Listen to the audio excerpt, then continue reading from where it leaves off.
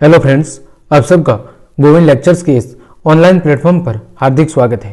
तो कैसे हो आप सब? उम्मीद करता हूँ आप सब अच्छे होंगे और आप सबकी पढ़ाई भी अच्छी चल रही होगी। तो आज की इस क्लास में हम कक्षा 9 भूगोल विषय के अध्याय 4 जलवायु के अभ्यास प्रश्नों को सॉल्व करेंगे। हमने चैप्टर 1 से लेकर 3 तक के अभ्यास प्रश्नों को सॉल्व करा रखा है। वो क्लासेस आप चैनल की प्लेलिस्ट पर जाकर आराम से देख सकते हो। तो चलिए क्लास शुरू करते हैं।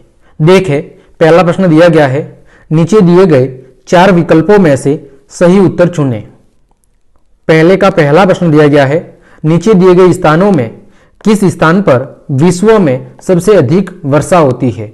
तो वो स्थान कौन सा है? मासिनराम। और ये कहां पर स्थित है? ये भारत के मेघालय राज्य में स्थित है। ठीक है, आपको याद रखना है मासिनराम। और अगर प्रश्न में मासिनराम नहीं दिया हुआ है और अगर चेरापूंजी दिया हुआ है तो आप चेरापूंजी को भी टिक कर सकते हैं, लेकिन कब? जब मासिनराम नहीं दिया हो। ठीक है, चलिए आगे। ग्रीष्म ऋतु में उत्तरी मैदानों में बहने वाली पवन को निम्नलिखित में से क्या कहा जाता है? ग्रीष्म ऋतु में उत्तरी मैदानों में बहने वाली पवन को क्या कहा जाता है? तो उसे क्या कहा जाता है? उसे लू कहा जाता है। गर्मियों में जो तेज हवाएं चलती है, जो काफी गर्म प्रवृत्ति की होती है, उन्हें हम क्या कहते हैं? लू कहते हैं। अगला प्रश्न है, निम्नलिखित में से कौन सा कारण भारत के उत्तर पश्चिमी भाग में शीत ऋतु में होने वाली वर्षा के लिए उत्तरदायी है? तो शीत ऋतु में होने वाली वर्षा को क्या कहा जाता है? मावट कहा जाता है। क्या कहा जाता है? मावट कहा जाता है। आप सब जानते होंगे। और ये किसके कारण होती है? तो ये पश्चिमी विक्षोभ के कारण होती है। ठीक है, किसके कारण? पश्चिमी विक्षोभ के कारण जो सर्दी ऋतु में बरसात होती है उसे क्या कहते हैं? उसे मावट कहा जाता है। अगला प्रश्न है, भारत में मानसून का आगमन कब होता है? तो भारत में मानसून का आगमन जून के प्रारंभ में होता है। कब होता है? जून महीने में भारत में मानसून का प्रारंभ हो जाता है। अगला, कौन सा भारत में शीत ऋतु की विशेषता है? इनमें से कौन सा या कौन सी शीत ऋतु की विशेषता है? तो शीत ऋतु में क्या होता है? यहाँ पर हमारे यहाँ दिन में क्या रहती है? गर्मी रहती है और रातें कैसी होती है? ठंडी होती है। ठीक है, चलिए अगला, निम्नलिखित प्रश्नों के उत्तर संक्षेप में दीजिए। पहला प्रश्न है, भारत की जलवायु को प्रभावित करने वाले कारक कौन कौन से हैं? यानी भारत की जलवायु को कौन कौन से कारक प्रभावित करते हैं? तो पहला है अक्षांश। कौन सा है? किसी भी देश का अक्षांशीय विस्तार। दूसरा, तुंगता या ऊंचाई। तीसरा, वायुदाब एवं पवन तंत्र। चौथा कारक, समुद्र से दूरी। और पांचवा, कुछ अन्य उच्चावच लक्षण। ये कुछ कारक है जो किसी भी देश की जलवायु को क्या करते हैं? प्रभावित करते हैं। अगला प्रश्न है, भारत में मानसूनी प्रकार की जलवायु क्यों है? इसका हमें कारण बताना है। तो भारत उष्णकटिबंधीय क्षेत्र में स्थित है। कौन से क्षेत्र में? उष्णकटिबंधीय क्षेत्र में स्थित है, क्योंकि जो कर्क रेखा है 23.5 डिग्री उत्तरी अक्षांश, ये भारत के लगभग बीचों बीच में से होकर गुजरती है। कितने राज्यों से होकर गुजरती है? 8 राज्यों से। इसकी ट्रिक भी मैंने पहले चैप्टर के दौरान बताई थी, गमचा जार मित्र पर। और मानसूनी पवनें होती है वो मुख्यतः 20 डिग्री उत्तरी अक्षांश और 20 डिग्री दक्षिणी अक्षांश के बीच में चलती है। कौन सी पवनें? मानसूनी पवनें हैं वो 20 डिग्री उत्तरी अक्षांश से लेकर 20 डिग्री दक्षिणी अक्षांश के बीच में चलती है। और भारत की जो स्थिति है वो लगभग इसी क्षेत्र में स्थित है। इसीलिए यहां कौन सी जलवायु पाई जाती है? मानसूनी जलवायु पाई जाती है। भारत के उत्तर में कौन स्थित है? हिमालय। और दक्षिण में कौन स्थित है? हिंद महासागर। ये भी भारत की जलवायु को कैसी जलवायु बनाने में? मानसूनी जलवायु बनाने में मदद करते हैं। और मानसूनी जलवायु में जो पवनें हैं वो मौसम के अनुसार अपनी दिशा में क्या करती है? परिवर्तन लाती है। ठीक है, चलिए आगे बढ़ते हैं। भारत के किस भाग में दैनिक तापांतर अधिक होता है और क्यों? तो अगर हम तापमान की दृष्टि से बात करें तो भारत में जो थार का मरुस्थल है, जिसका ज्यादातर हिस्सा राजस्थान में स्थित है, जिसका ज्यादातर हिस्सा राजस्थान में ही स्थित है, उसमें दैनिक तापमांतर या दैनिक जो तापमान में अंतर है वो हमें सबसे अधिक देखने को मिलता है। क्योंकि जो थार का मरुस्थल है वो पूरा बालू के टीलों से भरा पड़ा है और बालू की विशेषता होती है कि दिन के समय वो रेत बहुत ही जल्दी गर्म हो जाती है और रात के समय क्या हो जाती है, वो ठंडी हो जाती है। तो इस कारण से भारत में थार का जो मरुस्थल है उसमें हमें जो दैनिक तापांतर है उस दैनिक तापांतर में सबसे अधिक अंतर देखने को मिलता है। ठीक है, आगे बढ़ते हैं। किन पवनों के कारण मालाबार तट पर वर्षा होती है? तो मालाबार तट पर जो वर्षा है वो दक्षिणी पश्चिमी पवनों के कारण होती है। किसके कारण? दक्षिणी पश्चिमी पवनों के कारण होती है। ठीक है, चलिए आगे। जेट धाराएं क्या है और ये किस प्रकार भारत की जलवायु को प्रभावित करती है? पहला में बताना है जेट धाराएं होती क्या है और ये किस प्रकार भारत की जलवायु को प्रभावित करती है। तो अगर हम बात करें जेट धाराओं की, तो सौभ मंडल में, कौन से मंडल में? सौभ मंडल में अत्यधिक ऊंचाई लगभग 12,000 मीटर से अधिक पर क्षैतिज दिशा में संकरी पट्टी, जो कितने अक्षांशों के बीच में स्थित है? 27 डिग्री उत्तरी अक्षांश से लेके 30 डिग्री उत्तरी अक्षांश में चलने वाली पश्चिमी वायु धाराओं को क्या कहते हैं? जेट धारा कहते हैं। फिर से सुनो, सौभ मंडल में, किसमें? सौभ मंडल में अत्यधिक ऊंचाई लगभग 12,000 मीटर से अधिक ऊंचाई पर क्षैतिज दिशा में चलने वाली जो पश्चिमी वायु धाराएं हैं उनको क्या कहते हैं? जेट धाराएं कहते हैं। पश्चिमी जेट धारा शीत ऋतु में पश्चिम से पूर्व दिशा की ओर चलती है और इसकी गति उस समय कितनी होती है? लगभग 184 किलोमीटर प्रति घंटा। और यह पश्चिमी चक्रवाती विक्षोभों को अपने साथ लेकर आती है और इसी पश्चिमी चक्रवाती विक्षोभों के कारण हमारे यहां क्या होती है? मावठ होता है। जबकि बात करें ग्रीष्म ऋतु की, तो ग्रीष्म ऋतु में जो पूर्वी जेट धारा है वो पूर्व से पश्चिम की ओर चलती है और इसकी दिशा, इसकी जो गति कितनी होती है? लगभग 110 किलोमीटर प्रति घंटा होती है। इसके साथ क्या आते हैं? उष्णकटिबंधीय चक्रवात आते हैं। कौन सी ऋतु में? ग्रीष्म ऋतु में। अतः इन दोनों से क्या होता है? भारतीय मानसून क्या होता है? प्रभावित होता है। ठीक है, चलिए आगे बढ़ते हैं। मानसून को परिभाषित कीजिए, मानसून क्या होता है और मानसून में विराम, मानसून में विराम से आप क्या समझते हैं? दो प्रश्न है, पहले में मानसून को परिभाषित करना है और फिर मानसून में विराम से क्या आशय है इसको बताना है। तो सबसे पहले हम बात करते हैं मानसून की। तो मानसून शब्द की उत्पत्ति अरबी भाषा के शब्द मौसम से हुई है। ये आप याद कर ले, कई बार पूछा गया है कि मानसून शब्द की उत्पत्ति अरबी भाषा के मौसम शब्द से हुई है और उसका अर्थ क्या होता है? उसका अर्थ होता है ऋतु। अर्थात जो पवनें ऋतुओं के अनुसार अपनी दिशा में क्या करती है? परिवर्तन लाती है, उन पवनों को क्या कहते हैं? मानसूनी पवनें कहते हैं। और पवनों के बारे में सर्वप्रथम ज्ञान किसको हुआ था? नाविकों को हुआ था, जो प्राचीन काल में व्यापार के लिए अरब से कहां पर आए थे? भारत आया करते थे।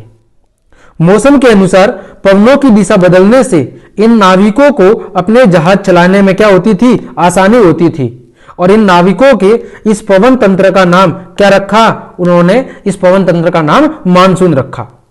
ठीक है, आगे बात करते हैं मानसून में विराम। इसका मतलब क्या है?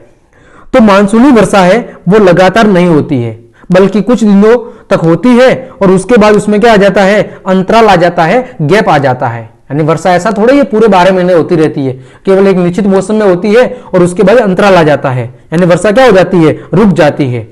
तो इन अंतरालों को क्या कहते हैं? मानसून में विराम कहते हैं। जैसे अभी 5 दिन बारिश हुई, उसके बाद इसमें 10 दिन का गैप आ गया और फिर से बारिश हुई, तो ये बीच का जो गैप है इसको क्या बोलते हैं? मानसून में विराम कहते हैं। और यह विराम मानसून द्रोणी की स्थिति में परिवर्तन होने के कारण होते हैं। यह द्रोणी उत्तर और दक्षिण की ओर क्या होती है? बदलती रहती है। जब यह उत्तर की ओर स्थित होती है तो हिमालय क्षेत्र में भारी वर्षा होती है और जब मैदानी क्षेत्र तब क्या रहता है? शुष्क रहता है। जिस समय जो मानसूनी पवनें हैं वो उत्तर की ओर स्थित होती है, वहां पर मौजूद होती है, तो हिमालय क्षेत्र में भारी वर्षा करती है और मैदानी क्षेत्र कैसा रहता है? शुष्क।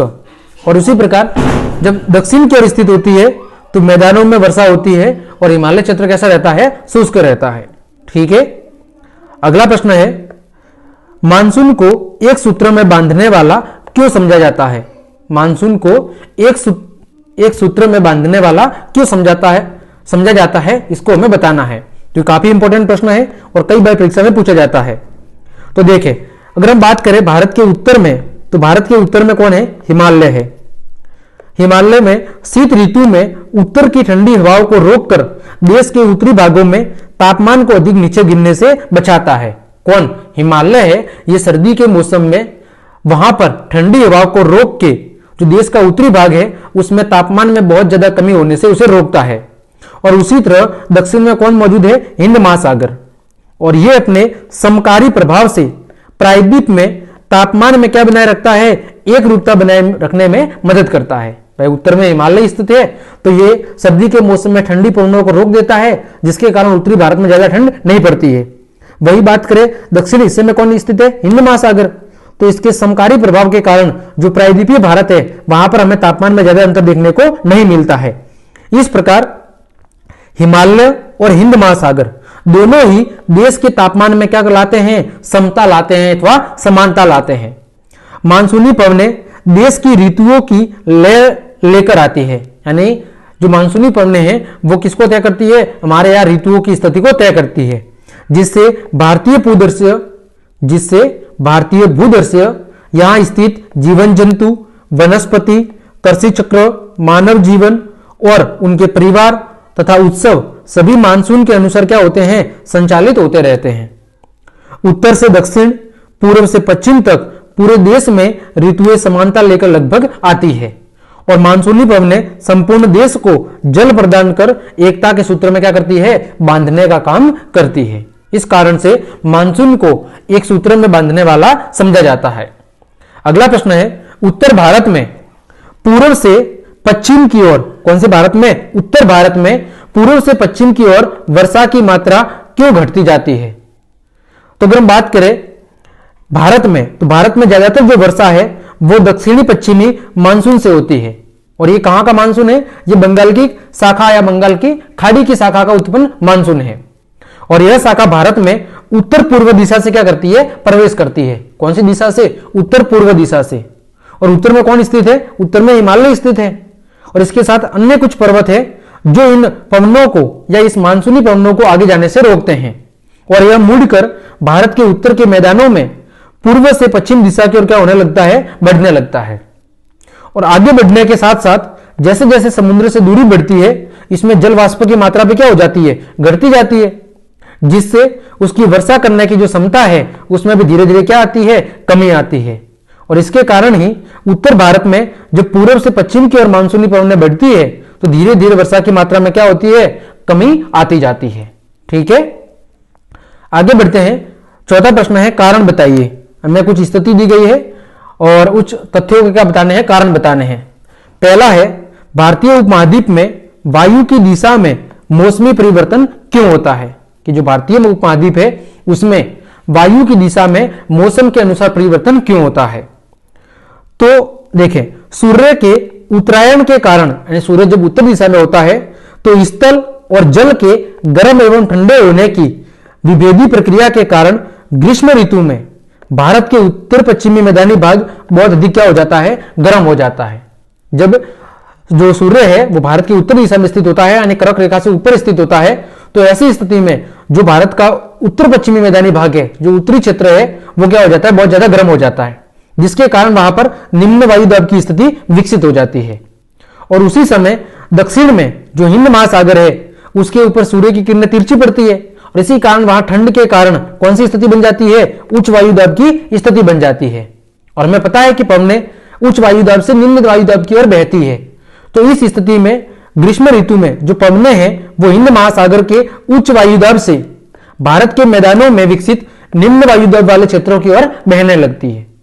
ठीक है, वही बात करें सर्दियों की, तो सर्दियों में स्थिति क्या हो जाती है? उलट जाती है, यानी हिंद महासागर पर निम्न वायु दाब की स्थिति बन जाती है और भारत के उत्तरी पश्चिमी मैदानों में उच्च वायु दाब की स्थिति बन जाती है। तो ऐसी स्थिति में जो पवनें हैं वो हिमालयी क्षेत्र से दक्षिणी महासागर की ओर बहने लगती है। इस कारण से जो हम कह सकते हैं कि भारतीय उपमहाद्वीप में जो वायु की दिशा है वो मौसम परिवर्तन को तय करती है। यदि पवनें हिंद महासागर से हिमालय की ओर जा रही है मतलब ग्रीष्म ऋतु होगी, और यदि पवनें हिमालय से हिंद महासागर की ओर बह रही है मतलब कौन सी ऋतु होगी? सर्दी ऋतु होगी। ठीक है, चलिए आगे बढ़ते हैं। भारत में अधिकतर वर्षा कुछ ही महीनों में क्यों होती है? हमें बताना है कि भारत में जो ज्यादातर वर्षा है वो केवल कुछ गिने चुने महीनों में ही होती है। ऐसा क्यों होता है? तो भारत मानसूनी जलवायु वाला देश है। कैसा देश है? मानसूनी जलवायु वाला देश है। यानी इस जलवायु में पवनों की दिशा में ऋतु के अनुसार क्या होता है? परिवर्तन होता है। और भारत में ज्यादातर जो वर्षा है वो जून से लेके सितंबर के बीच में होती है। कब होती है? जून से सितंबर के बीच में। क्योंकि इसका कारण क्या है?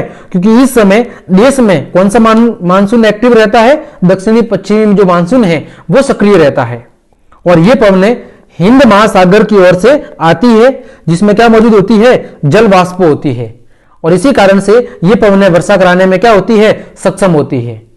और सितंबर के बाद पवनों की दिशा क्या होती है? उल्टने लगती है।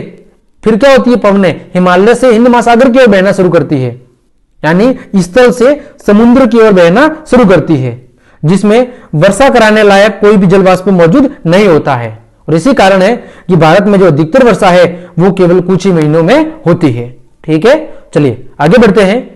तमिलनाडु तट पर शीत ऋतु में वर्षा होती है, यानी तमिलनाडु तट पर ज्यादातर वर्षा सर्दियों में क्यों होती है? तो तमिलनाडु तट पश्चिमी घाट के वृष्टि छाया क्षेत्र में स्थित है। तमिलनाडु जो तट है वो पश्चिमी घाट के वृष्टि छाया क्षेत्र में स्थित है, जिसमें वर्षा ऋतु में दक्षिणी पश्चिमी मानसूनी पवनों से यहां पर वर्षा नहीं होती है। जहां पर वर्षा ऋतु में जो दक्षिणी पश्चिमी मानसूनी पवनें हैं उनसे वहां पर वर्षा नहीं होती है। जबकि शीत ऋतु में जब उत्तर पूर्वी शुष्क पवनें, कौन सी? उत्तर पूर्वी शुष्क पवनें बंगाल की खाड़ी को पार करती है तब अपने साथ क्या ग्रहण कर लेती है? आर्द्रता ग्रहण कर लेती है। जब उत्तर पूर्व से बहने वाली पवनें बंगाल की खाड़ी के ऊपर से होकर बहती है तो वे बंगाल की खाड़ी से क्या कर लेती है? जल वाष्प या आर्द्रता ग्रहण कर लेती है और आर्द्रता से भरी ये पवनें जब तमिलनाडु तट पर पहुंचती है तो क्या कराती है? भारी वर्षा कराती है। और यही कारण है कि तमिलनाडु तट पर सर्दियों में सबसे ज्यादा वर्षा होती है। अगला है, पूर्वी तट के डेल्टा वाले क्षेत्र में प्राय चक्रवात क्यों आते हैं? कि जो हमारा पूर्वी तट है उसका जो डेल्टाई प्रदेश है उसमें प्राय चक्रवात क्यों आते रहते हैं? तो अक्टूबर नवंबर के महीनों में लौटती हुई मानसूनी पवनें, जब अक्टूबर नवंबर का महीना होता है तो मानसूनी पवनें पुनः लौटने लगती है, तो मानसूनी पवनें बंगाल की खाड़ी में आ जाती है और इन शुष्क पवनों के कारण अंडमान सागर के ऊपर चक्रवाती निम्न दबाव क्या होता है? विकसित होता है। इन शुष्क पवनों के कारण जो अंडमान निकोबार द्वीप समूह है उसके ऊपर क्या होता है? निम्न दबाव विकसित होता है और यह चक्रवात पूर्वी तट पर स्थित गोदावरी, कृष्णा, कावेरी के डेल्टाई क्षेत्रों को पार करते हुए क्या करते हैं? व्यापक वर्षा करते हैं। और यह विनाशकारी चक्रवात कभी कभी उड़ीसा, पश्चिम बंगाल और बांग्लादेश के तटीय क्षेत्रों को भी क्या करते हैं? प्रभावित करते हैं। तो इसका कारण क्या है? कि लौटती हुई मानसूनी पवनें, इन लौटती हुई मानसूनी पवनें जो बंगाल की खाड़ी में पहुंचती है, जिसके कारण इन शुष्क पवनों के कारण अंडमान निकोबार में निम्न दाब की स्थिति हो जाती है, जिसके कारण पवनें उच्च वायु दाब से निम्न वायु दाब की ओर चलने लगती है। ठीक है, और इसी कारण से ये चक्रवात पूर्वी तट पर स्थित जो नदियां हैं उन नदियों के डेल्टाई क्षेत्रों को पार करते हुए व्यापक वर्षा करती है। अगला प्रश्न है, राजस्थान, गुजरात के कुछ भाग तथा पश्चिमी घाट का वृष्टि छाया क्षेत्र सूखा प्रभावित क्षेत्र है। यानी राजस्थान और गुजरात साथ ही पश्चिमी घाट का कुछ जो क्षेत्र है वो सूखा क्षेत्र क्यों है? उसमें सूखा यानी पर्याप्त बारिश क्यों नहीं होती है? तो राजस्थान और गुजरात में कोई भी ऐसा ऊंचा पर्वत नहीं है जो दक्षिणी पश्चिमी मानसूनी पवनों को रोककर वर्षा कराने में क्या हो? सहायक हो।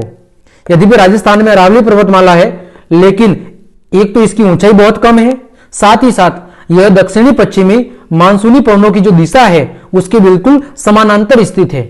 इसी कारण ये पवनें इस अरावली पर्वतमाला के समांतर आगे उत्तर भारत की ओर बढ़ जाती है, जिस कारण राजस्थान और गुजरात के कुछ भागों में क्या होती है? सूखा की स्थिति बनी रहती है।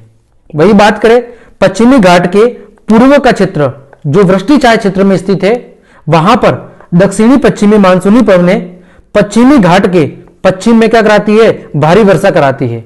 लेकिन जब ये पवनें पश्चिम घाट पर्वत को पार करती है तो इनकी जो आर्द्रता है वो लगभग क्या हो चुकी होती है? समाप्त हो चुकी होती है। और जिस कारण जब ये पूर्वी घाट पर पहुंचती है यानी पश्चिमी घाट का जो पूर्वी क्षेत्र है वहां पर पहुंचती है तो बहुत कम वर्षा कर पाती है। इसी कारण से पश्चिमी घाट का जो वृष्टिचाय क्षेत्र है वो भी कैसा है, सूखा प्रभावित क्षेत्र है। आगे बात करें प्रश्न संख्या 5, भारत की जलवायु अवस्थाओं को क्षेत्रीय विभिन्नताओं के उदाहरण सहित समझाइए। भारत की जो जलवायु अवस्था है उनकी जो क्षेत्रीय विभिन्नता है उनको उदाहरण सहित समझाइए, यानी अलग अलग जगहों पर भारत की जलवायु है उसमें विभिन्नता कैसे पाई जाती है, यानी क्षेत्र के आधार पर या कौन कौन से ऐसे कारक है जो भारत की जलवायु को प्रभावित करते हैं। तो भारत की जो जलवायु है वो कैसी जलवायु है, वो मानसूनी जलवायु है और इसके प्रतिरूप में एक रूपता होते हुए भी हमारे देश की जो जलवायु है वो अवस्था में स्पष्ट रूप से प्रादेशिक विभिन्नताएं देखी जाती है, यानी भारत में अलग अलग जगहों की जलवायु अलग अलग हमें देखने को मिलती है। तापमान, वर्षा के रूप तथा मात्रा, वायुदाब, पवनों की दिशा, इन सभी में भी हमें क्षेत्रीय विभिन्नताएं देखने को मिलती है और इन विभिन्नताओं को हम निम्न बिंदुओं की मदद से स्पष्ट कर सकते हैं। तो पहला कारण क्या है, वो है तापमान में विभिन्नता। क्या है, तापमान में विभिन्नता। तो जहां ग्रीष्म ऋतु में राजस्थान के मरुस्थल के कुछ स्थानों का तापमान 50 डिग्री सेल्सियस पहुंच जाता है, वहीं उसी समय जम्मू कश्मीर के पहलगाम का जो तापमान है वो कितना होता है, 20 डिग्री सेल्सियस ही रहता है। यानी तापमान में क्या मिलता है, हमें बहुत अधिक अंतर देखने को मिलता है। जहां राजस्थान के मरुस्थल का तापमान गर्मियों में 50 डिग्री सेल्सियस तक पहुंच जाता है, वहीं उसी समय जम्मू कश्मीर का तापमान कितना होता है, 20 डिग्री सेल्सियस होता है। वही बात करें सर्दियों की, तो जहां लद्दाख में द्रास नामक स्थान का तापमान -45 डिग्री सेल्सियस तक पहुंच जाता है, वही तिरुवंत में यह +22 डिग्री सेल्सियस रहता है। तो सबसे पहला कारण क्या है, तापमान में विभिन्नता हमें देखने को मिलती है और इसी कारण से अलग अलग जगहों की जलवायु अलग अलग निर्धारित होती है। दूसरा कारण क्या है, वर्षण के रूप की वर्षा की मात्रा। तो हिमालय में वर्षण अधिकतर हिम के रूप में होता है। जो हिमालय क्षेत्र है वहां पर जो वर्षा है अधिकतर बर्फ के रूप में होती है, जबकि देश के शेष भागों में यह वर्षा के रूप में होती है। इस प्रकार वर्षण के रूप में भी हमें क्या पाई जाती है, हमें विभिन्नताएं देखने को मिलती है। अगला है वर्षा की मात्रा में विभिन्नता। तो भारत में वर्षा की मात्रा में भी पर्याप्त अंतर पाया जाता है। जहां मेघालय में वार्षिक वर्षा लगभग 400 सेंटीमीटर होती है, वही लद्दाख और पश्चिमी राजस्थान में यह 10 सेंटीमीटर से भी कम होती है। तो हमें वर्षा की मात्रा में भी विभिन्नता देखने को मिलती है। अगला, वर्षा के वितरण में विभिन्नता। तो देश के ज्यादातर भागों में जो वर्षा है वो जून से लेकर सितंबर तक होती है, वही तमिलनाडु तट पर अधिकतर जो वर्षा है वो अक्टूबर और नवंबर के महीने में होती है। इस प्रकार देखा जाए तो सभी स्थानों पर एक ही मौसम में एक साथ वर्षा नहीं होती है, यानी वर्षा के वितरण में भी हमें विभिन्नताएं देखने को मिलती है। अगला, पवनों की दिशा में विभिन्नता। तो शीत ऋतु में उत्तर पश्चिमी भारत में क्या आते हैं, पश्चिमी विक्षोभ आते हैं। शीत ऋतु में उत्तर पश्चिमी भारत में पश्चिमी विक्षोभ आते हैं और उन पश्चिमी विक्षोभों के कारण क्या होती है, शीत ऋतु में वर्षा होती है, जिसके कारण मैदान और हिमालय का जो क्षेत्र है वहां पर क्या होता है, हिमपात होता है। ठीक उसी समय उत्तरी पूर्वी मानसूनी पवनें कहां पर वर्षा करती है, तमिलनाडु तट पर वर्षा करती है। तो पवनों की दिशा में भी विभिन्नताएं पाई जाती है। तो इन सभी उदाहरणों के माध्यम से कहा जा सकता है कि जो भारत की जलवायु अवस्था है उनमें व्यापक क्षेत्रीय विभिन्नताएं हमें देखने को मिलती है, कि अलग अलग क्षेत्रों की जलवायु में भी हमें परिवर्तन देखने को मिलता है। अगला, मानसून अभिक्रिया की व्याख्या करें कि आखिर मानसून की उत्पत्ति कैसे होती है और यह किस प्रकार कार्य करता है। तो भारत की जलवायु मानसून पवनों से बहुत अधिक क्या होती है, प्रभावित होती है। यानी भारत की जो जलवायु है वो सबसे ज्यादा मानसूनी पवनों से प्रभावित होती है। मानसून का प्रभाव उष्णकटिबंधीय क्षेत्रों में लगभग 20 डिग्री उत्तरी अक्षांश से 20 डिग्री दक्षिणी अक्षांश के मध्य रहता है। जो मानसूनी पवनें हैं उनका ज्यादातर प्रभाव उष्णकटिबंधीय क्षेत्रों में 20 डिग्री उत्तरी अक्षांश से लेकर 20 डिग्री दक्षिणी अक्षांश के मध्य रहता है और भारत इन्हीं अक्षांशीय विस्तार के मध्य में लगभग स्थित है। तो मानसूनी अभिक्रिया को हम निम्न तथ्यों से क्या कर सकते हैं, वर्णित कर सकते हैं। देखो, पहला, सूर्य के उत्तरायण के साथ साथ, यानी सूर्य जैसे जैसे उत्तर दिशा में बढ़ता जाता है, स्थल और जल के गर्म और ठंडा होने की विभेदीय प्रक्रिया के कारण भारत के स्थल भाग पर निम्न दाब का क्या बनता है, क्षेत्र बनता है। जबकि दक्षिण में जो समुद्री भाग है उस समुद्री भाग में क्या बनता है, उच्च दाब का क्षेत्र रहता है। और इसी कारण से पवनें उच्च दाब से निम्न दाब की ओर प्रवाहित होती है। सूर्य के उत्तरायण के साथ ही अंत उष्णकटिबंधीय अभिसरण क्षेत्र गंगा के मैदान की ओर क्या हो जाता है, खिसक जाता है। और यह अंत उष्णकटिबंधीय जो अभिसरण क्षेत्र है वो कौन सा क्षेत्र होता है, निम्न वायुदाब का क्षेत्र है। और यह विषुवतीय गर्त हिंद महासागर की पवनों को क्या करता है, अपनी ओर खींचता है, क्योंकि निम्न दाब की स्थिति है गंगा के मैदान में। तो जब निम्न दाब की स्थिति है तो पवनें उच्च दाब से निम्न दाब की ओर बहेगी। फिर उसी समय हिंद महासागर में मेडागास्कर के पूर्व 20 डिग्री दक्षिणी अक्षांश के ऊपर उच्च वायुदाब का क्या होता है, क्षेत्र विकसित होता है। जिस समय उत्तरी भारत में निम्न वायुदाब का क्षेत्र होता है, ठीक उसी समय भारत में जो हिंद महासागर है उस हिंद महासागर के ऊपर उच्च वायुदाब का क्षेत्र होता है। और यह उच्च दाब ही इस उच्च दाब की स्थिति और तीव्रता दोनों किसको निर्भरित करती है, दोनों ही मानसून को निर्धारित करती है अथवा प्रभावित करती है। वही बात करें ग्रीष्म ऋतु में तिब्बत के पठार के ऊपर समुद्र तल से लगभग 9 किलोमीटर की ऊंचाई पर तापमान क्या हो जाता है, बढ़ जाता है तथा ऊर्ध्वाधर धारा का निर्माण होता है। और ग्रीष्म ऋतु में हिमालय के उत्तर में पश्चिमी जेट धाराओं तथा भारतीय प्रायद्वीप के ऊपर कौन सी, पूर्वी जेट धाराओं का क्या होता है, प्रभाव होता है। ग्रीष्म ऋतु में हिमालय के उत्तर में पश्चिमी जेट धाराओं का प्रभाव रहता है, वही भारतीय जो प्रायद्वीपीय भाग है उसके ऊपर पूर्वी जेट धाराओं का प्रभाव रहता है। इस प्रकार इन सभी अभिक्रियाओं के तहत हम भारतीय मानसून को क्या कर सकते हैं, वर्णित कर सकते हैं कि जो मानसूनी पवनें हैं वो ही ज्यादातर भारतीय जलवायु को निर्धारित करती है। अगला, शीत ऋतु की अवस्था और इसकी विशेषता बताइए। तो उत्तरी भारत में शीत ऋतु का जो प्रारंभ है वो कब होता है, मध्य नवंबर से, और ये कब तक रहती है, लगभग फरवरी तक रहती है। और सबसे ठंडे महीने कौन कौन से होते हैं, दिसंबर और जनवरी। और भारत में जो तापमान है वो दक्षिण से उत्तर की ओर जाने में क्या होता है, घटता जाता है। उत्तरी मैदान में यह तापमान लगभग 10 डिग्री सेल्सियस से 15 डिग्री सेल्सियस के बीच में रहता है सर्दियों में। वही पूर्वी तट पर चेन्नई का तापमान लगभग 25 डिग्री सेल्सियस रहता है। इस कारण से दिन हल्के गर्म और रातें कैसे होती है, ठंडी होती है। और जो हिमालयी क्षेत्र है वहां पर क्या होता है, हिमपात होता है, बर्फ की वर्षा होती है। जबकि उत्तरी भागों में क्या होता है, तुषारपात होता है। ठीक है, वही वर्षा के साथ कुछ कुछ हल्का बर्फ गिरता है, वो होता है तुषारपात, यानी एनी टाइम वर्षा की जो फुहारा टाइप वर्षा है वो चलती रहती है। शीत ऋतु में देश का अधिकांश भाग उत्तर पूर्वी व्यापारिक पवनों के प्रभाव में होता है। कौन सी पवनें, उत्तर पूर्वी व्यापारिक पवनों के प्रभाव में होता है। और ये पवनें स्थल से समुद्र की ओर चलती है, और जिस कारण ये कैसी होती है, ये शुष्क पवनें होती है। और इन पवनों से कुछ वर्षा तमिलनाडु के तट पर होती है, क्योंकि जब ये बंगाल की खाड़ी से होकर गुजरती है तो ये कुछ आर्द्रता ग्रहण कर लेती है और इस कारण तमिलनाडु के तट पर जाकर वर्षा करती है।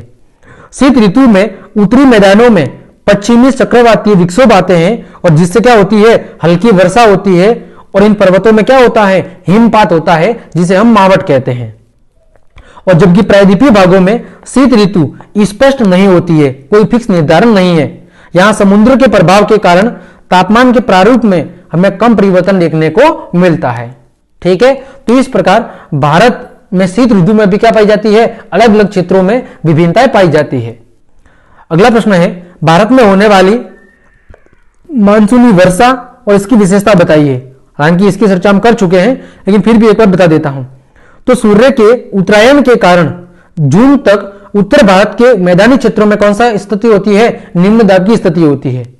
जबकि हिंद महासागर की जो व्यापारिक पवनों को क्या करता है, अपनी ओर खींचता है। यानी कि सूर्य जैसे जैसे उत्तर दिशा की ओर बढ़ता जाता है तो भारत का जो उत्तरी मैदानी क्षेत्र है वहां पर निम्न दाब की स्थिति बनती जाती है, जबकि हिंद महासागर पर उच्च वायुदाब की स्थिति बनती है। और इस कारण पवनें उच्च वायुदाब से निम्न वायुदाब की ओर बहती है।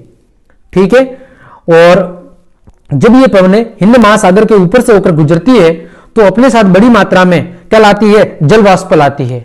और ये पवनों की गति कैसे होती है, बहुत ही तीव्र होती है।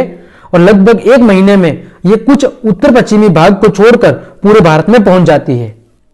और जब ये दक्षिणी पूर्वी व्यापारिक पवनें विषुवत रेखा को पार कर लेती है तो पृथ्वी के घूर्णन के कारण उनकी दिशा उत्तरी गोलार्ध में दक्षिणी पश्चिमी पवनों के रूप में हो जाती है। यानी यही जो अभी हम बात कर रहे थे, व्यापारिक पवनें जो दक्षिणी पूर्वी पवनें थी, जब पृथ्वी के घूर्णन के कारण उसकी पृथ्वी की दिशा बदल जाती है, स्थिति बदल जाती है तो यही उत्तरी पश्चिमी जो पवनें हैं वो दक्षिणी पश्चिमी पवनों के रूप में स्थानांतरित हो जाती है और भारत में ये पवनें दक्षिणी पश्चिमी मानसून के रूप में जानी जाती है। और ये पवनें पश्चिमी घाट के पश्चिमी भाग में तथा उत्तर पूर्वी भाग में क्या करती है, बहुत ही भारी वर्षा करती है। पूर्वोत्तर में स्थित मासिनराम विश्व का सबसे अधिक वर्षा वाला क्षेत्र है और गंगा के मैदान में पूर्व से पश्चिम की ओर जैसे जैसे बढ़ते जाते हैं वर्षा की मात्रा घटती जाती है। साथ ही पश्चिमी घाट के वृष्टि छाया क्षेत्र और दक्कन के पठार में भी बहुत कम वर्षा होती है और साथ ही पश्चिमी राजस्थान और गुजरात के कुछ भागों में बहुत कम न के बराबर वर्षा होती है। तो इस प्रकार जो भारत में बहने वाली जो मानसूनी पवनें हैं वो ही मानसूनी वर्षा को क्या करती है, निर्धारित करती है। अगला प्रश्न है, भारत के रेखा मानचित्र पर निम्नलिखित को दर्शाइए। पहला है 400 सेंटीमीटर से अधिक वर्षा वाले क्षेत्र। तो 400 सेंटीमीटर से जो अधिक वर्षा है वो भारत के पूर्वी भाग में होती है। देखो जहां आपको ये 1 नंबर दिखा हुआ है जिसमें ये अरुणाचल प्रदेश का कुछ हिस्सा, फिर ये मेघालय का हिस्सा और फिर ये सिक्किम का हिस्सा, इन कुछ हिस्सों में 400 सेंटीमीटर से अधिक की वर्षा होती है। दूसरा 20 सेंटीमीटर से भी कम। तो 20 सेंटीमीटर से कम वर्षा एक तो इस लद्दाख वाले क्षेत्र में होती है जो भारत का सबसे उत्तरी क्षेत्र है और एक राजस्थान का जो सबसे पश्चिमी हिस्सा है, थार के मरुस्थल का सबसे पश्चिमी हिस्सा, उसमें 20 सेंटीमीटर से भी कम वर्षा होती है। फिर भारत में दक्षिणी पश्चिमी मानसून की दिशा। तो भारत में जो दक्षिणी पश्चिमी मानसून है, जैसा नाम से पता चल रहा है दक्षिणी पश्चिमी, तो इस दिशा से एंटर करता है, ठीक है, ऐसे। फिर यहां से कुछ इस तरफ बढ़ जाता है और कुछ इस तरफ बढ़ जाता है। तो ये किसकी दिशा है, दक्षिणी पश्चिमी मानसून की। तो इस प्रकार हमने आपके अध्याय 4 के जिसके बहुत ज्यादा प्रश्न थे उन सभी प्रश्नों को अच्छे से सॉल्व कर लिया है। तो क्लास देखने के लिए आप सभी को धन्यवाद। उम्मीद करता हूं सारे प्रश्न आपको समझ में आए होंगे। तो अगर आपको मेरी क्लास पसंद आई है तो फिर लाइक, कमेंट, शेयर और सब्सक्राइब जरूर कर दें। धन्यवाद।